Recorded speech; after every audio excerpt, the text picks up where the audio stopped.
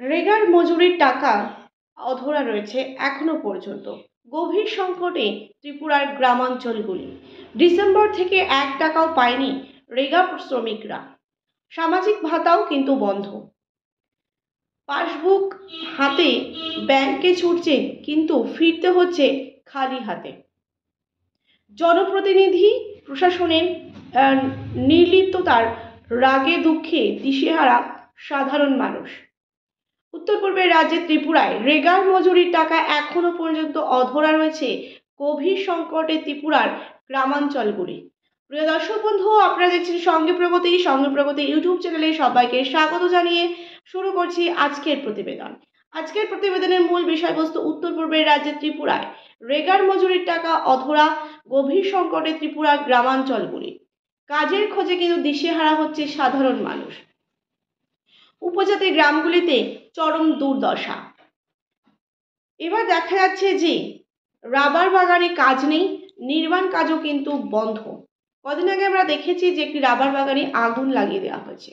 বহু যুবক জীবিকার জন্য মোটরসাইকেল কিনেছিলেন, এখন সেই গাড়ির বন্ধক দিয়ে সংসার চালানোর চেষ্টা করছেন। এমনটাও কিন্তু পরিস্থিতি লক্ষ্য করা যাচ্ছে এই ত্রিপুরায়। দক্ষিণ ত্রিপুরার জোলাইবাড়িতে চলছে মোটরসাইকেল বন্ধকের একটা হিড়িক পড়ে গিয়েছে। প্রিয় দর্শক বন্ধু, আপনারা দেখছেন সঙ্গে প্রগতি ইউটিউব চ্যানেলে নতুন দর্শক হয়ে থাকলে অবশ্যই চ্যানেলটিকে সাবস্ক্রাইব করে যুক্ত থাকুন নতুন ভিডিওর আপডেট পাওয়ার জন্য। ভিডিওটি ভালো লেগে থাকলে অবশ্যই লাইক করুন, শেয়ার করুন। আপনাদের মতামত অবশ্যই কমেন্ট বক্সে কমেন্ট করে জানান। ভান্ডারে টাকা নেই, তবুও চলছে রেগার কাজ। অর্থাৎ বলা যেতে পারে যে ভান্ডারে 1 টাকাও নেই, তবুও চলছে রেগার কাজ। কবে মজুরি মিলবে কেউ জানে না। কিছু পঞ্চায়েত এবং ভিলেজ সচিবরা কাজ করাচ্ছেন, কিন্তু টাকা দেবে কে? সরকারের যে কোষাগারে অর্থ নেই। এই বাস্তবতার চলতি অর্থবছরে মজুরি আদৌ কি মিলবে কি না, তা নিয়েও কিন্তু সংশয় তৈরি হয়েছে যথেষ্ট পরিমাণে। প্রশাসনের নজর পড়বে কবে? উদ্বেগে পাহাড়ি জনজাতিরা। অর্থাৎ প্রশাসন কি এই বিষয়ে কখনো কি তাদের নজর পড়বে? উদ্বেগে কিন্তু পাহাড়ের জনপদ। আজব অনটনের মধ্যে রাগে ফুঁসছে মানুষ। একেবারে সরাসরি বলাতে হবে অভাব অনটন এইসবের কিন্তু মানুষ একেবারে রাগে ফুঁসছে। বাজারে কেনাবেচা কমে গিয়েছে, ইট বিক্রি প্রায় বন্ধ। সরকারের উদাসীনতায় সাধারণ মানুষ অসহায় রয়েছে। এবার কি হবে? রেগা শ্রমিকরা কি তাদের প্রাপ্য মজুরি পাবেন?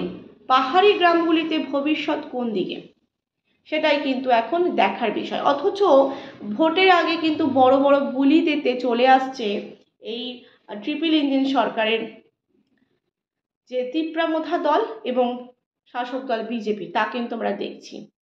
হর ঘর জল প্রকল্পের টাকায় রাঘব বোয়ালদের কিন্তু ভুরি ভরে। পাইখোলা গ্রাম পঞ্চায়েতের নাথপাড়ায় কান পাতলেই এখন একটাই গুঞ্জন, কাজ নেই, শুধু বিলবোর্ড। 6 লক্ষ টাকার খেল। উল্লেখ্যভাবে বলা যেতে পারে যে 2011 থেকে 12 সালে বামফ্রন্ট সরকারের সময় বসানো হয়েছিল একটি সাবমার্সিবল পাম্প।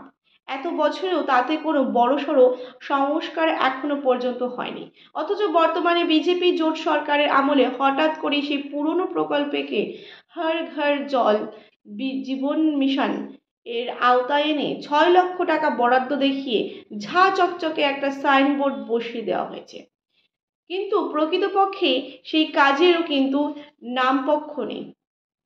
সুতরাং দপ্তরের যে ব্যাখ্যা, কেন্দ্রীয় সরকারের নির্মাণ প্রতিটি পানীয় জল প্রকল্পকে হর ঘর জল মিশনে অন্তর্ভুক্ত করতেই হবে।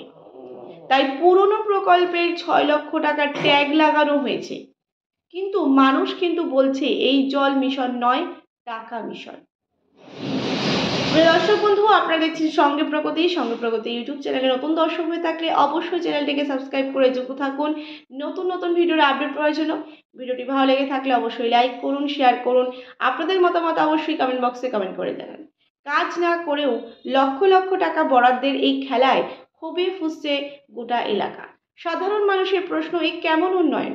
প্রকল্পের টাকা গেল কোথায়? প্রশাসন কি আদৌ ব্যবস্থা নেবে, নাকি দুর্নীতির যে গর্ত আরও গভীর হবে? সেটাই কিন্তু দেখার বিষয়। হর ঘর জল নয় কি, নাকি হর ঘর দুর্নীতি? এই প্রশ্নের জবাব দেবে কি? এটাই কিন্তু এখন সবথেকে বড় প্রশ্ন হয়ে উঠেছে। সবটাই কিন্তু নির্ভর করে মানুষের ওপর, মানুষ কোন দিকে রায় দেয়। এবার এই বিষয় যে মানুষের রাগে ক্ষোভে ফুঁসছে, একদিকে হলো কাজের সন্ধানে মানুষ কিন্তু দিশেহারা হচ্ছে এবং জলের সংকটে পড়েছে এই উত্তর পূর্বের রাজ্য ত্রিপুরা। মানুষের রায় এবার কোন দিকে যায় সেটাই কিন্তু দেখার বিষয়। প্রিয় দর্শক বন্ধু, এই ছিল আমাদের আজকের প্রতিবেদন। ভিডিওটি ভালো লেগে থাকলে অবশ্যই লাইক করুন, শেয়ার করুন, আপনাদের মতামত অবশ্যই কমেন্ট বক্সে কমেন্ট করে জানান। নতুন দর্শক হয়ে থাকলে চ্যানেলটিকে সাবস্ক্রাইব করতে কিন্তু একদমই ভুলবেন না। ধন্যবাদ সকলকে।